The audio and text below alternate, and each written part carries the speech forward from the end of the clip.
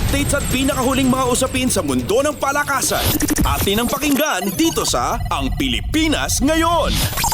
Misyon ng sister team San Miguel Beer at defending champions Barangay Ginebra na makapasok kaagad ng semifinals kung saan sasalang sila sa magkaibang kalaban ngayong Biyernes sa pagpapatuloy ng 2023 to 2024 PBA Commissioner's Cup quarterfinals na gaganapin sa PhilSports Arena sa Pasig City.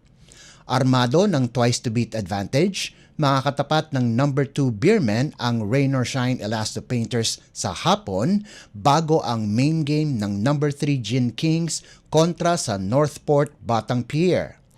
Una nang nakapasok ng semis ang top-seeded Magnolia pagkatapos gibain ang Tokentex 109-94 habang magtatapat muli ang Meralco Elasto Painters at Phoenix Super LPG sa isang do-or-die game pagkatapos manalo ang Meralco sa Phoenix 116-107 sa triple overtime. Sasandigan muli si San Miguel head coach George Gallant sa kanilang bigating import na si Benny Boatwright Jr. kontra kay Rain or Shine import Demetrius Treadwell. Malalaman din kung makakapaglaro na ng maayos si 7-time PBA Most Valuable Player Junmar Fajardo pagkatapos itong namahinga dahil sa hand injury. Magtutos naman si Ginebra import Tony Bishop at Venky Joyce ng Northport, subalit kailangang maganda ang depensa nila laban kay Gin King, Christian Stan Hardinger na ngayon nangunguna na sa kontensyon bilang best player of the conference, hawak ang 38 statistical points pagkatapos magrehistro ng 17.3 points, 9.6 rebounds, 5.3 assists at 1.2 steals sa eliminations. Updates at pinakahuling mga usapin sa mundo ng palakasan. Atin ang pakinggan dito sa Ang Pilipinas Ngayon. Puspusan na ang paghahanda ni Filipino gymnast Carlos Edriel Yulo para sa nalalapit na 2024 Olympic Games na gaganapin itong Hulyo sa Paris, France. Matindi ang pag-eensayo ni Yulo sa training facility ng Gymnastics Association of the Philippines o GAP sa Intramuros, Manila. Nakapasok si Yulo sa Paris Olympics pagkatapos magkwalipika nitong nakalipas na taon kung saan nagpartisipa siya sa World Championships na ginanap sa Antwerp, Belgium.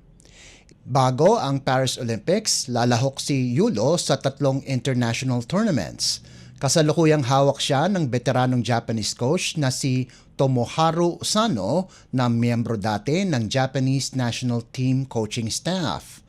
Ang dating coach ni Yulo na si Japanese Monihiro Kugimiya ay tututok sa iba pang miyembro ng national team. Updates at pinakahuling mga usapin sa mundo ng palakasan. Atin ang pakinggan dito sa Ang Pilipinas Ngayon. Umalis na sa kampo ng Ryukyu Golden Kings si Filipino import Carl Tamayo para humanap ng ibang oportunidad na magbibigay sa kanya ng pagkakataon na lalong gumaling sa larangan ng basketball.